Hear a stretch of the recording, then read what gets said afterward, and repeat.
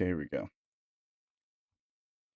Okay, this video is for the new and young FNAF theorists to keep in mind, and for all of the old heads, the OGs, the old people like me and Gibby, to nod and say, "Yep, that's how it is." So there's a difference in how younger FNAF theorists and older ones approach the series, and I think it's about its lore and the trust that we have in the writers. Let me explain. I think the younger crowd takes the old games and everything in them as more concrete, as gospel, as dogmatic. They see the franchise as big as it is now, and they think from that perspective backwards, as if a company or team or someone with a lot of sense or a lot of planning was always making these things, that every single detail from every game has to mean something, that it's all pointing to greater mysteries, or it all can be used as evidence. Now, the older guys like me who've been around or watching since the beginning, we're a little more skeptical and meta.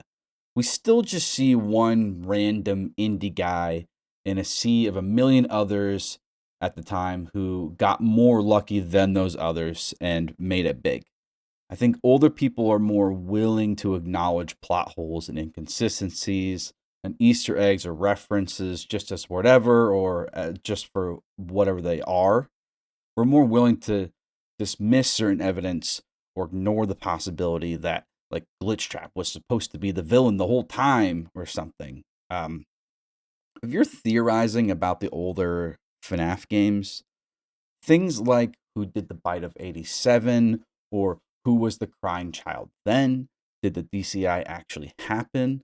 I think you need to keep in mind the nature of Scott's writing and how he wrote some of the plot elements for his sequels. Scott wanted each of his games to have a twist for each of the games based on where people were then, what people were theorizing then.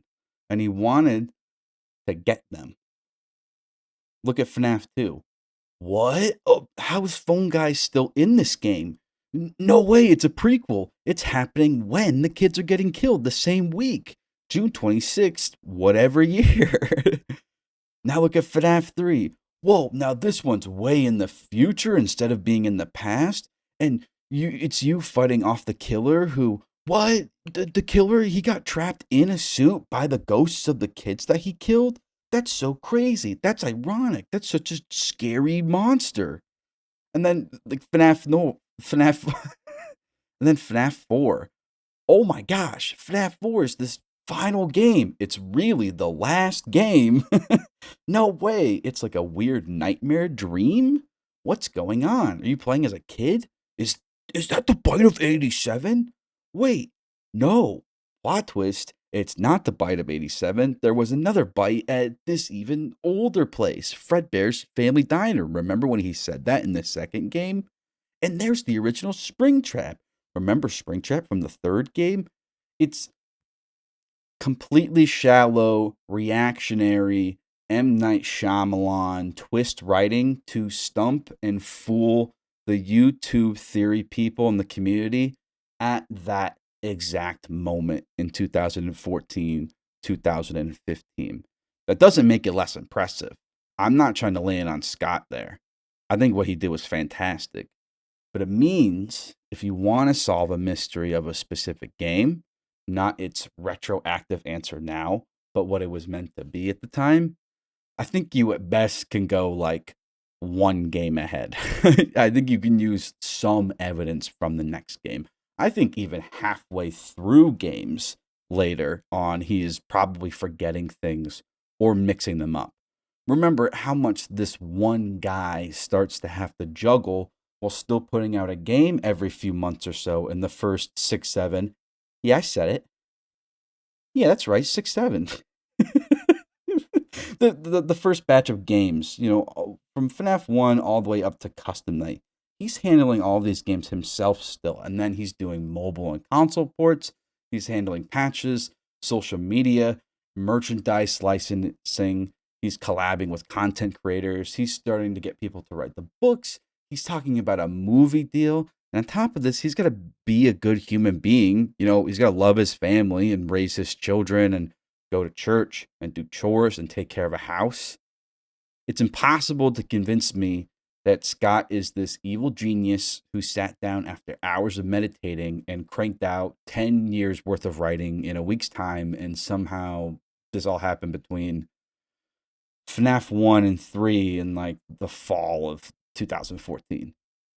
He's just a man. He's an incredible artist and a creator, to be sure, that is certain.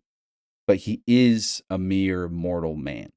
He made a lot of mistakes and a lot of details that matter now. He just didn't have the time to put any thought into. What year did FNAF 1 take place?